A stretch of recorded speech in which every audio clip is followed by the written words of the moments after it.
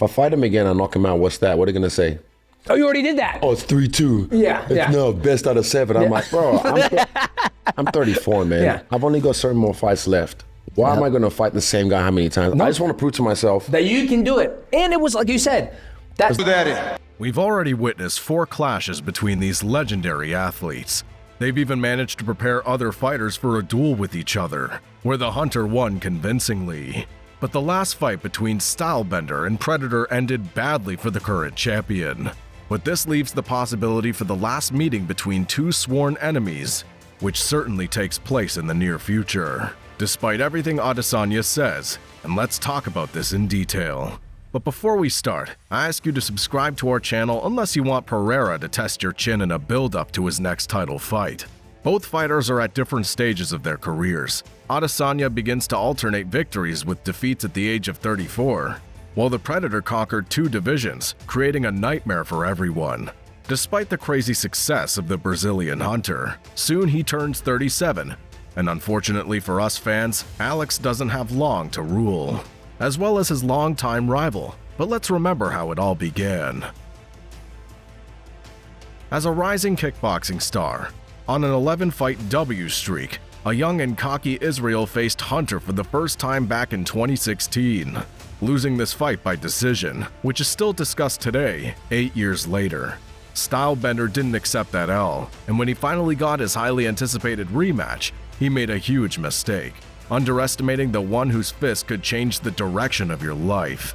Adesanya was winning the fight and relaxed for a split second.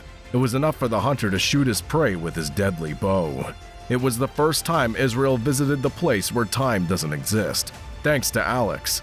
Soon after this, Adesanya transitioned to MMA, and according to Alex, Izzy ran away from him. But then something happened that made Poetin change his life plans. at the end of the day, no one knows who the he is. And he's gonna be that guy when I'm world champion, when I'm a legend. He's gonna be at some pub talking some shit about, I beat that guy one time, trying to get a dick sucked from a crack whore or some shit.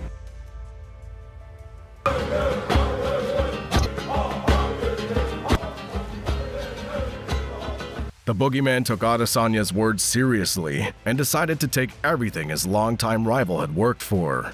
By the time Alex reached the UFC octagon, Izzy already conquered this game and once again made the same mistake.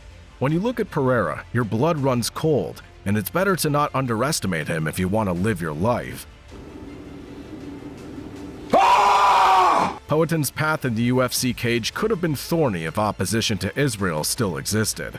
But Dana Bold and Hunter made the right decision and led the Brazilian killer straight to his victim. In summer 2022, one guy decided to test his striking against the father of kickboxing. What do you? He's not even a good striker, bro. Like, what is prayer?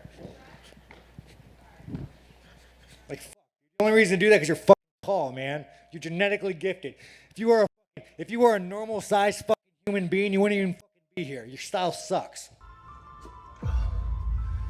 Holy shit.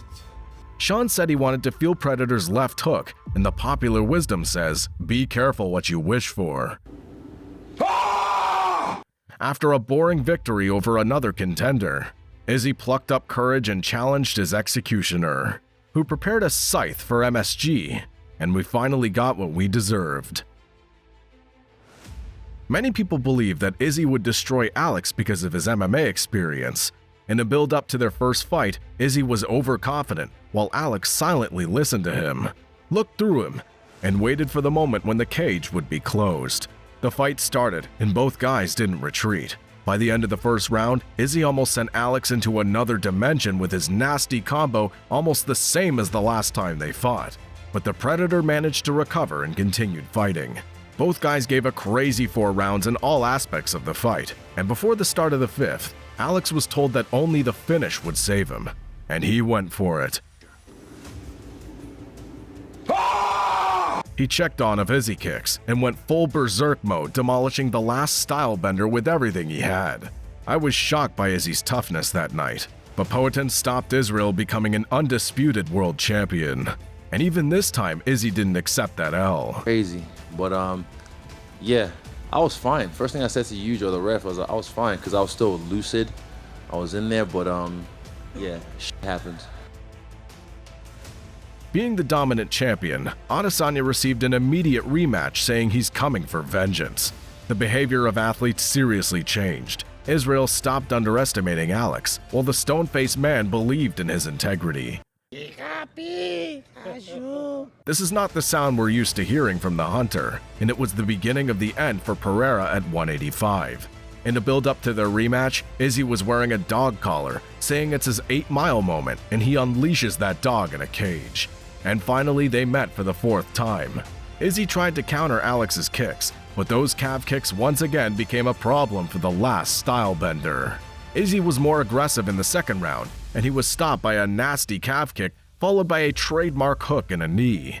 But at that exact moment, Hunter forgot about defense and was hunted by a perfectly charged overhand which sent Alex to the Shadow Realm.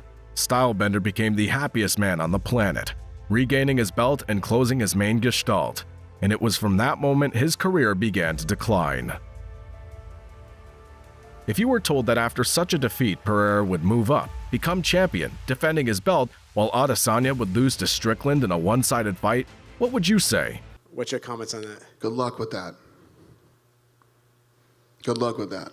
MMA's the most unpredictable sport in the world. That's why I'll explain you the circumstances of their third and final fight for eternal legacy. Izzy's having his last chance against Dricus, and if he loses, he's got no choice but to move up to his daddy division.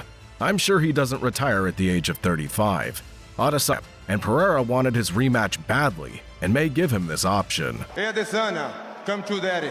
I'm sure he wants Izzy to taste that left hook at 205, and UFC will make it happen to find out who's a better mixed martial artist. But if Izzy returns his belt against DDP, he'll be forced to fight the winner of the Chimaev-Whitaker fight. And if Ripper wins and Alex remains at the top by that time, they may easily organize a champ-champ trilogy fight. I want to remind you that Alex wanted to rematch at 185, so even if he loses his belt, this fight is inevitable. It seems to me that Izzy avoids Alex after recent performances in layoff, but destiny doesn't make mistakes. You can run, but you can't hide. The perfect promo to end their story. Hello my friend, I hope you enjoyed this video, and as I told you earlier, I consider this potential trilogy as inevitable in the UFC. And what do you think about it? Will they fight for a 205 belt, or Alex Potan Pereira will cut his left arm to make it 185? I'm interested, right below. And don't you man, forget to hit the subscription button with your powerful left hook, cause Alex already watching you. We finally reached our first goal, 1000 subscribers, and it's all because of you. So man, keep following our channel for more. It's gonna be fun and interesting. Can't wait to see you again.